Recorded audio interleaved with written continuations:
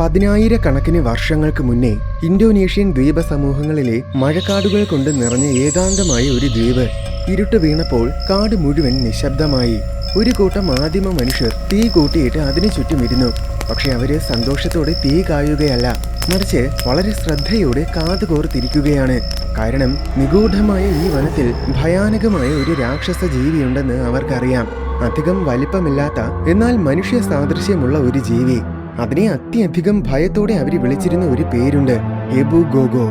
ശരീരം നിറയെ കട്ടികൂടിയ രോമങ്ങളുള്ള വിരൂപമായ മുഖമുള്ള വിചിത്രമായ ശബ്ദങ്ങൾ പുറപ്പെടുവിക്കുന്ന ഒരു ജീവി. മഴക്കാടിന്റെ ഒരുപാടുള്ളിൽ ആരും പോകാത്ത നിഗൂഢമായ വലിയൊരു ഗുഹയിലാണ് ഇത് ജീവിക്കുന്നത്. രാത്രിയാകുമ്പോൾ ഇത് പുറത്തിറങ്ങും. ഇരുട്ടിന്റെ മറവിൽ മനുഷ്യ കുഞ്ഞുങ്ങളെ വന്ന് പിടിക്കുകയും ഗുഹയിൽ കൊണ്ടുപോയി തിന്നുകയും ചെയ്യും. പക്ഷേ തീ കണ്ടാൽ ഇതിന് ഭയമാണ്. അതുകൊണ്ട് ഇപ്പോൾ എല്ലാ ദിവസവും രാത്രിയാകുമ്പോൾ ഇതുപോലെ തീ കൂട്ടിയിട്ട് കുറെ മനുഷ്യർ കാവലിരിക്കും. പക്ഷെ ഇന്നിവര് മറ്റൊരു ലക്ഷ്യത്തോടെയാണ് ഇരിക്കുന്നത്, എബു ഗോഗയെ കൊല്ലണമെന്ന ലക്ഷ്യത്തോടെ. കുറെ നേരം കാത്തിരുന്നപ്പോൾ പതിവ് പോലെ രാക്ഷസ ജീവി എത്തി. ഉടൻ തന്നെ മനുഷ്യർ പന്തങ്ങളും കൊണ്ട് അതിനെ തുരത്തി. കുറെ ദൂരം ഓടി അത് തന്റെ വലിയ ഗുഹയിൽ കയറി ഒളിച്ചു. ഒരിക്കലും ഗുഹയ്ക്ക് സമീപം പോലും വരാതിരുന്ന മനുഷ്യര് ഇത്തവണ സകല ധൈര്യവും കൈവരിച്ച് ഗുഹയിലെത്തി. എന്നിട്ട് ഗുഹയുടെ കവാടത്തിൽ മൊത്തം തീയിട്ടു. അങ്ങനെ തീയും പുകയും കാരണം പുറത്തിറങ്ങാൻ പറ്റാതെ എബു ഗോഗോ കൊല്ലപ്പെട്ടു. അതിനുശേഷം മനുഷ്യർക്ക് ഈ കാട്ടിൽ സമാധാനത്തോടെ ജീവിക്കാൻ പറ്റി. ഈ പറഞ്ഞത് ഫ്ലോർസ് എന്നൊരു ഇന്തോനേഷ്യൻ ദ്വീപിൽ പുരാതന കാലം മുതൽ നിലനിൽക്കുന്ന ഒരു ഐതിഹ്യ കഥയാണ്. പക്ഷേ 2003 ഇതേ ദ്വീപിലെ ഒരു വലിയ ഗുഹയ്ക്കുള്ളിൽ ശാസ്ത്രജ്ഞർ അത്ഭുതാവഹമായ ഒരു കാര്യം കണ്ടെത്തി. മനുഷ്യന്റേതുപോലത്തെ ഒരു വിചിത്രമായ സ്കെലറ്റൻ. 1 മീറ്ററോളം ഉയരം മാത്രമേ ഉള്ളൂ. പരിശോധിച്ച് നോക്കിയപ്പോൾ ഇത് മനുഷ്യരെ പോലെ തന്നെ വേട്ടയാടാനും അതിജീവിക്കാനും ആയുധങ്ങളൊക്കെ ഉപയോഗിക്കാനും അറിയാവുന്ന ജീവിയുടേതാണെന്ന് മനസ്സിലായി. ഇത് ആകെ മൊത്തത്തിൽ പണ്ടത്തെ ഐതിഹ്യ കഥയിൽ പറയുന്ന രാക്ഷസ ജീവിയുടെ കൃത്യമായ സാദൃശ്യമുള്ള സ്കെലറ്റനാണ്. പക്ഷെ ഇത് എബു ഗോഗോ ആയിരുന്നില്ല. പകരം ഒരുതരം കുള്ളൻ മനുഷ്യവർഗത്തിൻ്റെതായിരുന്നു. ഇതാണ് ഹോമോ ഫ്ലോറസിയൻസിസ്, ചരിത്രത്തിലെ ഏറ്റവും ചെറിയ മനുഷ്യവർഗം.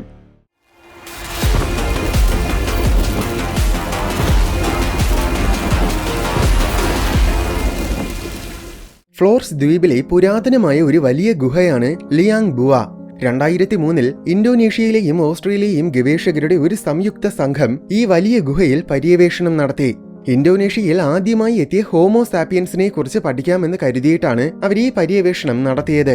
അല്ലാതെ കാര്യമായി എന്തെങ്കിലും പുതുതായി കണ്ടെത്താമെന്ന് അവരെ ഒട്ടും പ്രതീക്ഷിച്ചതല്ല. എന്നാൽ ഏതാണ്ട് 20 അടി ആഴത്തിൽ കുഴിച്ചു നോക്കിയപ്പോൾ ഒരു ചെറിയ തലയോട്ടി കിട്ടി. അതൊരു കുട്ടിയുടേതായിരിക്കുമെന്നാണ് അവർ ആദ്യം കരുതിയത്. ശേഷം പതിയെ പതിയെ അവര് മൊത്തം സ്കെലറ്റനും പുറത്തെടുത്തു.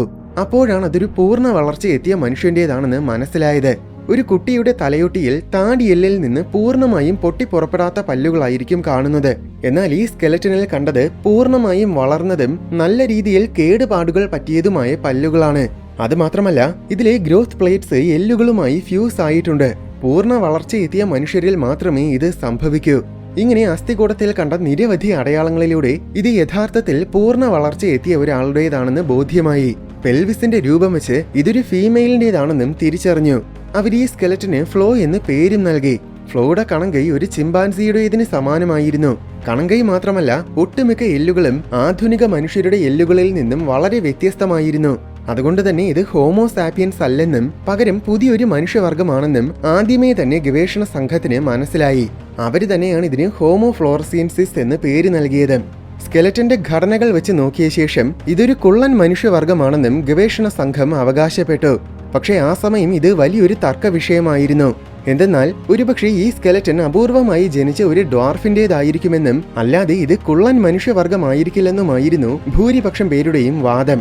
എന്നാൽ 2004 2005 ഫ്ലോയ്ക്ക് സമാനമായ വേറെയും 12 അസ്ഥികൂടങ്ങളെ അതേ ഗുഹയിൽ നിന്നും തന്നെ കണ്ടെത്തി. അപ്പോഴാണ് ഇത് ശരിക്കും ഒരു കുള്ളൻ മനുഷ്യവർഗം തന്നെയാണെന്ന് സ്ഥിരീകരിക്കപ്പെട്ടത്. നിലവിൽ 15 ഹോമോ ഫ്ലോറസിയൻസിന്റെ 100-ൽ കൂടുതൽ ഫോസിൽ ഫ്രാഗ്മെന്റ്സ് കണ്ടെത്തിയിട്ടുണ്ട്. പക്ഷേ അതിൽ ആകെ ഒരെണ്ണം മാത്രമാണ് ഏകദേശം പൂർണ്ണമായ സ്കെലറ്റൻ. ഏതാണ്ട് 10 ലക്ഷം വർഷങ്ങൾക്ക് മുൻപാണ് ഹോമോ ഫ്ലോറസിയൻസിന്റെ പൂർവികർ ഫ്ലോർസ് ദ്വീപിലെത്തിയത്. പക്ഷേ അവരെങ്ങനെ ഈ ദ്വീപിലെത്തി എന്നത് യഥാർത്ഥത്തിൽ ഇന്നും ഒരു നിഗൂഢതയാണ്. എന്തെന്നാൽ ഫ്ലോർസ് ദ്വീപുമായി ബന്ധിപ്പിക്കുന്ന ഒരു ലാൻഡ് ബ്രിഡ്ജുമില്ല, ഇന്നുമില്ല, പണ്ടുമുണ്ടായിരുന്നില്ല. അത്രയേറെ ആഴമുള്ളതാണ് ഇതിന്റെ ചുറ്റുമുള്ള സമുദ്രം. പിന്നെ എങ്ങനെ ഈ പൂർവികർ ഇവിടെ എത്തി? നിലവിൽ അതിനു പിന്നിൽ പ്രധാനമായും 2 സിദ്ധാന്തങ്ങളുണ്ട്. ഒന്നാമത്തേത് ആക്സിഡന്റൽ റാഫ്റ്റിംഗ്, അതായത് ഈ ദ്വീപിന് സമീപമുള്ള മറ്റ് ദ്വീപുകളിൽ പുരാതന മനുഷ്യർ ജീവിച്ചിരുന്നു. അവിടെ വലിയ സുനാമി ഉണ്ടായപ്പോൾ കുറെ പേര് മരങ്ങളും വലിയ ചെടികളും പോലെയുള്ള വസ്തുക്കളിലൂടെ അബദ്ധത്തിൽ ഫ്ലോർസ് ദ്വീപിൽ ഒഴുകി വന്ന് പെട്ടതാണ്. ഇങ്ങനെ സംഭവിക്കാനുള്ള സാധ്യതയുണ്ടെങ്കിലും ഇതിനൊരു വലിയ പ്രശ്നമുണ്ട്. ഒരു ജീവിവർഗത്തിന് ഒരൊറ്റപ്പെട്ട ദ്വീപിൽ അതിജീവിക്കണമെങ്കിൽ പ്രത്യുൽപാദന ശേഷിയുള്ള നിരവധി മെയിൽസും ഫീമെയിൽസും ഉണ്ടായിരിക്കണം. ഒരു റാൻഡം സുനാമിയിലൂടെ ആവശ്യത്തിനുള്ള എത്ര മെയിൽസും ഫീമെയിൽസും കൃത്യമായി ഒരേ ദ്വീപിൽ ചെന്ന് പെടുക എന്നത് തീരെ സാധ്യത കുറഞ്ഞ ഒരു കാര്യമാണ്. ഇനി ഇന്റൻഷണൽ റാഫ്റ്റിംഗ് ആണ് രണ്ടാമത്തെ സിദ്ധാന്തം.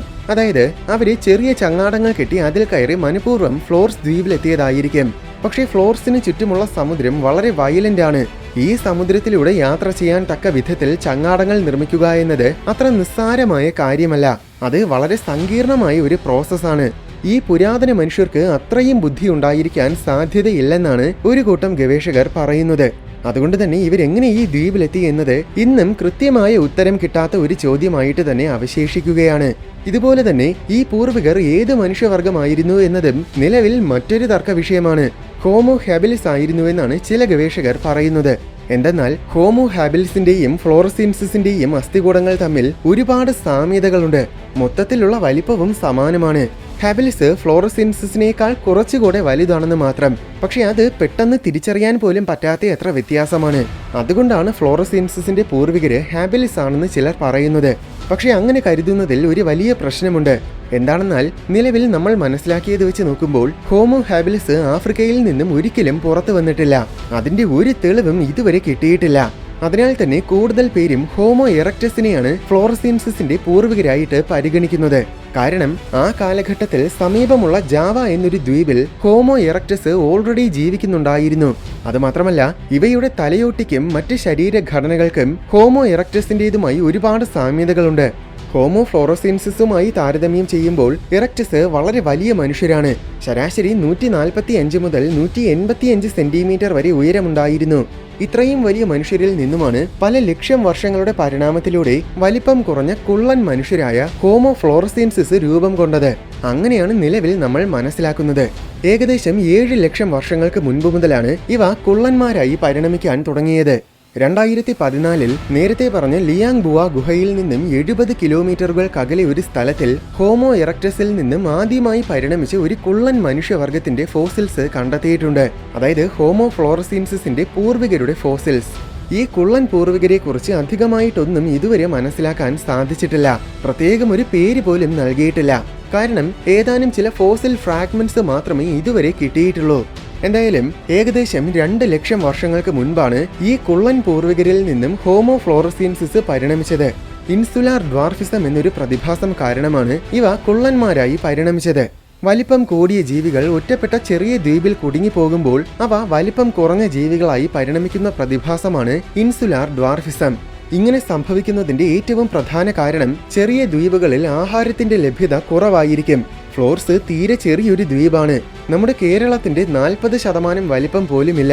ഇത്രയും ചെറിയ ദ്വീപിൽ സ്വാഭാവികമായും ആഹാരത്തിന്റെ ലഭ്യതയും തീരെ പരിമിതമായിരിക്കും. വലിപ്പം കുറഞ്ഞ ജീവികൾക്ക് ആഹാരം കുറച്ചു മതി. അതുപോലെ ചെറിയ ജീവികൾ ചിലവാക്കുന്ന ഊർജവും കുറവായിരിക്കും. അതിനാൽ ഇത്തരമൊരു സാഹചര്യത്തിൽ വലിപ്പം കുറയുന്നത് അതിജീവനം കൂടുതൽ എളുപ്പമാക്കും. ഇങ്ങനെയാണ് ഹോമോ എറക്ടസ് കാലക്രമേണ ഹോമോ ഫ്ലോറസീൻസിസ് ആയി മാറിയത്. ഹോമോ ഫ്ലോറസീൻസിന്റെ ശരാശരി ഉയരമെന്നത് വെറും 110 സെന്റിമീറ്റർ ആയിരുന്നു. താരതമ്യേന പറഞ്ഞാൽ ഇന്നത്തെ ഒരു 5 വയസ്സുള്ള കുട്ടിയുടെ അത്ര ഉയരം. ഭാരവും ഏകദേശം സമാനമായിരുന്നു. ഇവ പരമാവധി 32 കിലോഗ്രാം ഭാരമേ വെച്ചിരുന്നുള്ളൂ. ഇവയുടെ തലച്ചോറും വളരെ ചെറുതായിരുന്നു. ഏതാണ്ട് 400 ക്യൂബിക് സെന്റിമീറ്റേഴ്സ് ആണ് തലച്ചോറിന്റെ വലിപ്പം. ഇന്നത്തെ മനുഷ്യന്റെ തലച്ചോറ് ഇതിന്റെ 3 മടങ്ങിൽ കൂടുതൽ വലുതാണ്. ഒരു ചിമ്പാൻസിയുടെ തലച്ചോറിന് പോലും 500 ക്യൂബിക് സെന്റിമീറ്റർ വരെ വലിപ്പമുണ്ടായിരിക്കും. അപ്പോൾ അത്രയേറെ ചെറിയ തലച്ചോറാണ് ഹോമോ ഫ്ലോറസീൻസിനുണ്ടായിരുന്നത്. പക്ഷേ എന്ന് കരുതി ഇവ മന്ദബുദ്ധികളായിരുന്നു എന്ന് കരുതരുത്. ഇവ യഥാർത്ഥത്തിൽ വളരെ ബുദ്ധിശാലികൾ തന്നെയായിരുന്നു. ഇവയുടെ തലച്ചോറിന്റെ മൊത്തം വലിപ്പം കുറവായിരുന്നെങ്കിലും തലച്ചോറിലെ ബ്രോഡ്മാൻ 10 എന്നൊരു ഭാഗത്തിന് ഏകദേശം നമ്മുടെ തലച്ചോറിലെ ബ്രോഡ്മാൻ 10 ഭാഗത്തിന്റെ അത്ര വലിപ്പമുണ്ട്. തലയോട്ടിയിൽ നടത്തിയ വിശദമായ പഠനത്തിലൂടെയാണ് ഇത് മനസ്സിലാക്കാൻ പറ്റിയത്. വളരെ സങ്കീർണമായ ചിന്താഗതികളെ കൈകാര്യം ചെയ്യുന്ന ഏറ്റവും പ്രധാനപ്പെട്ട ഒരു ഭാഗമാണ് ബ്രോഡ്മാൻ 10. അങ്ങനെ നോക്കുമ്പോൾ ബുദ്ധിയുടെ കാര്യത്തിൽ ഫ്ലോറസീൻസിസ് ഒട്ടും മോശമായിരുന്നില്ല എന്നത് ഉറപ്പാണ്. അതുകൊണ്ടാണ് കല്ലുകൊണ്ടുള്ള പല തരത്തിലുമുള്ള ആയുധങ്ങളും ഇവയ്ക്ക് നിർമ്മിക്കാൻ സാധിച്ചിട്ടുള്ളത്. നേരത്തെ പറഞ്ഞ ഗുഹയിൽ നിന്ന് മാത്രം 10,000-ൽ കൂടുതൽ ആയുധങ്ങൾ കണ്ടെത്തിയിട്ടുണ്ട്. ഈ ആയുധങ്ങൾക്ക് പണ്ടത്തെ ഹോമോസാപ്പിയൻസ് നിർമ്മിച്ചിട്ടുള്ള ആയുധങ്ങളുമായി വളരെ സാമ്യതകളുമുണ്ട്. വേട്ടയാടാനും പിടികൂടിയ ഇരയെ വെട്ടി കഷ്ണങ്ങളാക്കാനും വേണ്ടിയിട്ടാണ് പ്രധാനമായും ഇവ ആയുധങ്ങൾ ഉപയോഗിച്ചിരുന്നത്. പക്ഷെ ഇവ തീ ഉപയോഗിച്ചിരുന്നോ ഇല്ലയോ എന്നത് ഇതുവരെ നമുക്ക് വ്യക്തമായി മനസ്സിലാക്കാൻ സാധിച്ചിട്ടില്ല. അതിന്റെ ഒരു തരത്തിലുമുള്ള തെളിവുകളും കിട്ടിയിട്ടില്ല. ആ കാലഘട്ടത്തിൽ ഫ്ലോർസ് ദ്വീപ് മൊത്തം മഴക്കാടുകളായിരുന്നു. ഹോമോ ഫ്ലോറസീൻസിന്റെ മുഴുവൻ ശരീരപ്രകൃതവും മഴക്കാടുകളിൽ ജീവിക്കാൻ പറ്റിയ രീതിയിലാണ് പരിണമിച്ചിരിക്കുന്നത്. ഇവയുടെ കൈകൾ വളരെ നീളം കൂടിയതാണ്. നമ്മുടെ കൈകൾക്ക് കാലിന്റെ 70% നീളമേ ഉണ്ടായിരിക്കൂ. എന്നാൽ ഹോമോ ഫ്ലോറസീൻസിന്റെ കൈകൾക്ക് അവയുടെ കാലിന്റെ 87% വരെ നീളമുണ്ടായിരുന്നു. മരക്കൊമ്പുകളിൽ തൂങ്ങിയാടാനും എത്തിപ്പിടിക്കാനുമൊക്കെ ഈ നീളമുള്ള കൈകൾ ആവശ്യമാണ്. ഇവയുടെ കാൽപാദങ്ങൾക്കും നീളം കൂടുതലാണ്. നമ്മുടെ കാൽപാദത്തിന് തുടയുടെ 25% നീളമേ ഉണ്ടായിരിക്കൂ. എന്നാൽ ഹോമോ ഫ്ലോറസീൻസിന്റെ കാൽപാദത്തിന് അതിന്റെ തുടയുടെ 70% നീളമുണ്ടായിരുന്നു. ഇവയുടെ കാൽ വിരലുകളും നീളം കൂടി വളഞ്ഞതാണ്. മരങ്ങളിൽ വലിഞ്ഞു കയറുമ്പോൾ ഗ്രിപ്പ് കിട്ടാൻ ഈ നീളം കൂടിയ പാദങ്ങളും വളഞ്ഞ വിരലുകളും വലിയ സഹായമായിരുന്നിരിക്കും. ഇവയുടെ കണങ്കൈ എയ്ബ്സിന്റേതുപോലെ വളരെ ഫ്ലെക്സിബിൾ ആണ്. അതും മരം കയറാൻ വളരെ ഉപയോഗപ്രദമാണ്. ഇവയ്ക്ക് നമ്മുടേതുപോലത്തെ താടി ഉണ്ടായിരുന്നില്ല. കാരണം ഇവയുടെ താടിയല് ഒരുപാട് പിന്നിലോട്ട് ചരിഞ്ഞതാണ്. ഇവയുടെ കോളർ ബോൺസ് തീരെ ചെറുതും വളഞ്ഞതുമാണ്. അതിനാൽ നമ്മൾ കമ്പ്യൂട്ടറിന് മുന്നിൽ ഇരിക്കുന്നത് പോലത്തെ ആകൃതിയാണ് ഇവയുടെ തോളിന്. വൈവിധ്യമാർന്ന ജീവജാലങ്ങൾ കൊണ്ട് നിറഞ്ഞതായിരുന്നു പുരാതന കാലത്തെ ഫ്ലോർസ് ദ്വീപ്. ഹോമോ ഫ്ലോറസീൻസിനെ പോലെ ഇൻസുലാർ ഡ്വാർഫിസം ബാധിച്ച വേറെയും നിരവധി ജീവികൾ അന്ന് ഈ ദ്വീപിൽ ഉണ്ടായിരുന്നു. അതിന്റെ ഒരു ഉത്തമ ഉദാഹരണമാണ് സ്റ്റെഗഡോൺ സൊണ്ടാരി. ഇത് ഒരുതരം ആനവർഗമാണ്. ഭൂമിയുടെ ചരിത്രത്തിലെ ഏറ്റവും ചെറിയ ആനവർഗങ്ങളിൽ ഒന്നാണിത്. ഇതിന് വെറും 120 സെന്റിമീറ്റർ ഉയരവും പരമാവധി 400 കിലോഗ്രാം ഭാരവും മാത്രമേ ഉണ്ടായിരുന്നുള്ളൂ. അതായത് ഒരു പോത്തിന്റെ അത്ര വലിപ്പം. ഇതിനേക്കാൾ കുറച്ചുകൂടെ വലിപ്പമുള്ള മറ്റൊരു വർഗം കുള്ളൻ ആനയുണ്ടായിരുന്നു. അതാണ് സ്റ്റെഗഡോൺ ഫ്ലോറൻസിസ് ഇൻസുലാരിസ്. ഹോമോ ഫ്ലോറസീൻസിസ് ഏറ്റവും കൂടുതൽ ആഹാരമാക്കിയിരുന്നത് ഈ വർഗം ആനകളെയാണ്. അതിന്റെ ഒരുപാട് തെളിവുകൾ ഫോസിൽ രേഖകളിൽ നിന്നും കിട്ടിയിട്ടുണ്ട്. ഇവയ്ക്ക് പുറമെ മറ്റ് ആനവർഗ്ഗങ്ങൾ, പ്രൈമേറ്റ്സ്, ലിസാർഡ്സ്, ആമകൾ എന്നിങ്ങനെ ഇൻസുലാർ ഡ്വാർഫിസം ബാധിച്ച വേറെയും നിരവധി ജീവിവർഗ്ഗങ്ങൾ ഈ ദ്വീപിൽ അന്ന് ജീവിച്ചിരുന്നു. ഇതിന്റെ നേരെ വിപരീതമായ ജീവികളും ഉണ്ടായിരുന്നു. അതായത് വലിയ ജീവികൾക്ക് ഡ്വാർഫിസം സംഭവിക്കാൻ സാധ്യതയുള്ളതുപോലെ ചെറിയ ജീവികൾക്കാണെങ്കിൽ ജൈജാൻറ്റിസം സംഭവിക്കാനുള്ള സാധ്യതയുണ്ട്. ദ്വീപിൽ പ്രഡറ്റേഴ്സിന്റെ അളവ് പൊതുവെ കുറവായിരിക്കും. അപ്പോൾ പിന്നെ ഈ ചെറിയ ജീവികൾക്ക് ഒളിച്ച് ജീവിക്കേണ്ട കാര്യമില്ല. ഒളിക്കണ്ടായെങ്കിൽ വലിപ്പം കുറഞ്ഞിരിക്കേണ്ട കാര്യവുമില്ല. അതുപോലെ ചെറിയ ജീവികളെ സംബന്ധിച്ചിടത്തോളം ദ്വീപിൽ ആവശ്യത്തിനുള്ള ആഹാരമുണ്ടായിരിക്കും. അനന്തരഫലമായി അവ വലിപ്പം കൂടിയ രീതിയിൽ പരിണമിക്കും. ഇതിന്റെ ഒരു ഉത്തമ ഉദാഹരണമാണ് ലെപ്റ്റോപ്റ്റിലോസ് റോബസ്റ്റസ്. ഇത് ഒരുതരം കൊക്ക് വർഗമാണ്. ഇതിന് 6 അടിയിൽ കൂടുതൽ ഉയരമുണ്ടായിരുന്നു. അതായത് ഹോമോ ഫ്ലോറസീൻസിന്റെ ഇരട്ടിയോളം ഉയരം. 12 അടിയോളമാണ് ഇതിന്റെ വിങ് സ്പാൻ. പൊതുവെ സ്കാവഞ്ചേഴ്സ് ആണെങ്കിലും ഇവ തീവ്രമായി വേട്ടയാടുകയും ചെയ്യുന്ന പക്ഷികളാണ്. ഹോമോ ഫ്ലോറസീൻസിന്റെ കുട്ടികളെ ഈ പക്ഷിക്ക് തീർച്ചയായും വേട്ടയാടാൻ കഴിഞ്ഞിരുന്നിരിക്കും. ഈ കൊക്കിനേക്കാൾ കുറച്ചുകൂടെ വലിപ്പമുള്ള മറ്റൊരു പക്ഷിയുണ്ടായിരുന്നു. അതാണ് ട്രൈഗണോസെപ്സ്. ഇത് ഒരുതരം വലിയ കഴുക വർഗമാണ്. ഇത്തരം വൾച്ചേഴ്സ് പൊതുവെ വേട്ടയാടാറില്ല. പകരം സ്കാവഞ്ചിങ് മാത്രമേ ചെയ്യൂ. എന്നിരുന്നാലും അപൂർവം ചില സാഹചര്യങ്ങളിൽ വൾച്ചേഴ്സ് വേട്ടയാടുന്നതും കണ്ടിട്ടുണ്ട്. ട്രൈഗണോസെപ്സ് വേട്ടയാടിയിരുന്നെങ്കിൽ ഇതും ഹോമോ ഫ്ലോറസീൻസിനെ ആഹാരമാക്കിയിരുന്നിരിക്കും. ഇങ്ങനെയുള്ള രാക്ഷസ പക്ഷികൾ ഉണ്ടായിരുന്നെങ്കിലും ഫ്ലോർസ് ദ്വീപിനെ ഭരിച്ചിരുന്നത് ഇതൊന്നും ആയിരുന്നില്ല. അത് യഥാർത്ഥത്തിൽ കൊമോഡോ ഡ്രാഗൺസ് ആയിരുന്നു. ഇന്ന് ഭൂമിയിലെ തന്നെ ഏറ്റവും വലിയ ലിസാർഡ്സ് ആണ് കൊമോഡോ ഡ്രാഗൺ. ഇവ ആകെ ഇന്തോനേഷ്യയിൽ മാത്രമേ ഉള്ളൂ. ഹോമോ ഫ്ലോറസീൻസിന്റെ കാലഘട്ടത്തിൽ കൊമോഡോ ഡ്രാഗൺസ് ആയിരുന്നു ദ്വീപിലെ ഏറ്റവും വലിയ പ്രഡറ്റേഴ്സ്. ഇവ 10 അടി വരെ നീളവും 90 കിലോഗ്രാമിൽ കൂടുതൽ ഭാരവും വെച്ചിരുന്നു. വലിപ്പം മാത്രമല്ല ഇവയെ ഭീകരമാക്കുന്നത്. ഇവയുടെ വായി നിറയെ കൂർത്ത് വളഞ്ഞ വലിയ പല്ലുകൾ കൊണ്ട് നിറഞ്ഞതാണ്. ഈ പല്ലുകളിൽ മൊത്തം അരവുമുണ്ട്. അതായത് ഏതാണ്ട് ടീറക്സിന്റെ പല്ലുകൾ പോലെ. ഇവയ്ക്ക് പല കിലോമീറ്ററുകൾക്കകലെ നിന്നും മണം പിടിക്കാനുള്ള കഴിവുണ്ട്. പതുങ്ങിയിരുന്ന ശേഷം ഇരയെ ചാടി വീണ് ആക്രമിക്കുന്നതാണ് ഇവയുടെ രീതി. ഇരയുടെ ദേഹത്തു നിന്നും വൻതോതിൽ ചത കടിച്ചു കീറിയെടുക്കും. അങ്ങനെയാണ് ഇത് ഇരയെ കൊല്ലുന്നത്.